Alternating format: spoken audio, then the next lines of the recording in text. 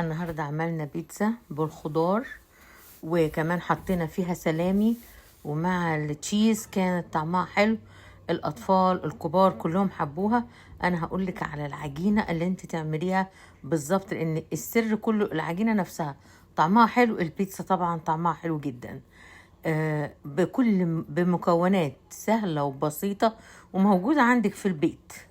أول حاجة جبت كوباية لبن بالكوباية المعيارية، وحطيت عليهم معلقة خميرة فورية وثلاث معالق سكر، وثلاث معالق صغيرين سكر، وفضلت أقلب فيهم وسبتهم شوية على أساس إنهم يعني الخميرة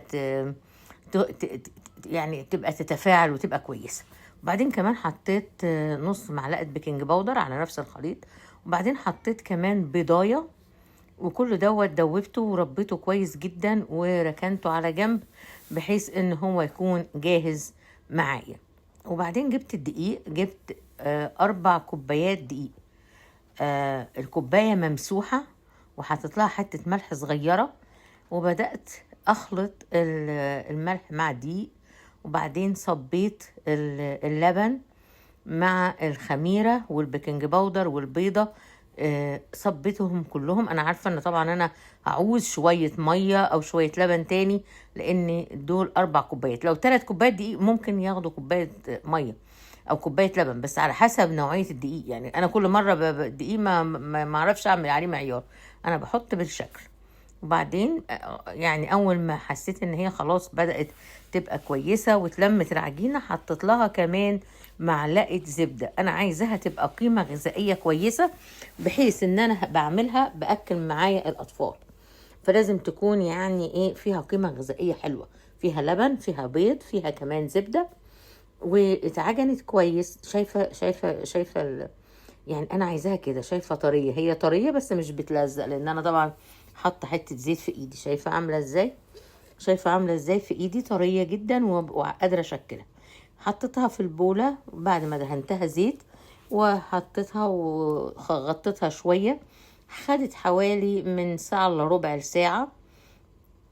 وبعدين بصيت عليها، انا طبعا عايزاها تبقى بتختمر عشان تديني الفقاعات الهوا دي اللي هي بتدل على ان العجينة بتاعتي ناجحة 100%.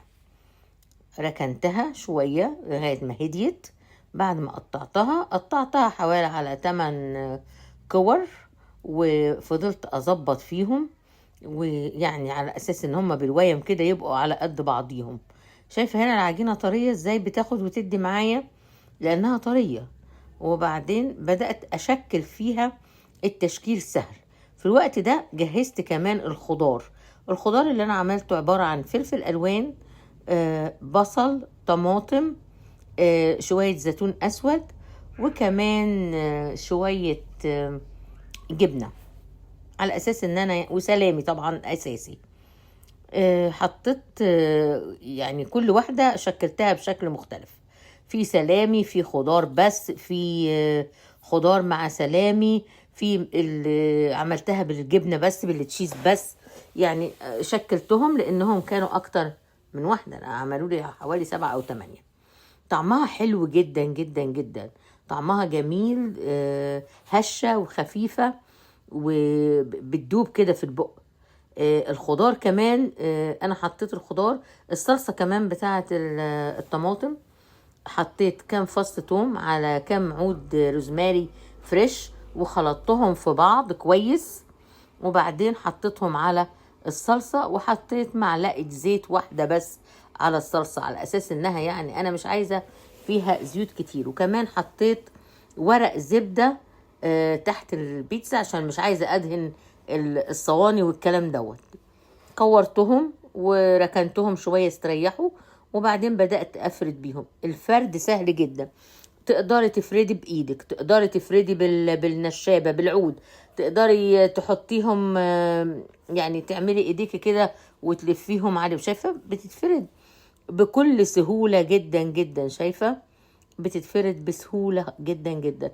انا كده بوريك ان انا عملت بايدي لغاية السمك اللي انا عايزاه. انا هوريك السمك، شايفة السمك صغير على اساس انها تبقى خفيفة، وتبقى كده لها سنة قرمشة، بيبقى طعمها حلو. وبعدين جبت الشوكة واديتها يعني كام شكشيكة كده بالشوكة، على أساس إن هي ما تتنفخش وتبقى زي العيش، تبقى زي ما هي كده. شايفة دهنت بالصلصة، حطيت بقى الخضار بتاعي، منهم شوية حطيت خضار، منهم حطيت بالزيتون، منهم حطيت بالسلامي مع الخضار، ميكس كده تشكيلة مع بعضيهم. طعمها حلو جدا. ريحتها بقى ريحة الروزماري مع الثوم في الصلصة، كانت ريحة البيت حلوة جدا جدا وهي بتتخبز. شكلهم كمان حلو قوي، صدقوني اعمليها جربيها. يعني ملت البيت سعادة، والأطفال والكبار حبوها، لأن فعلا طعمها حلو وصحية وبألف هنا.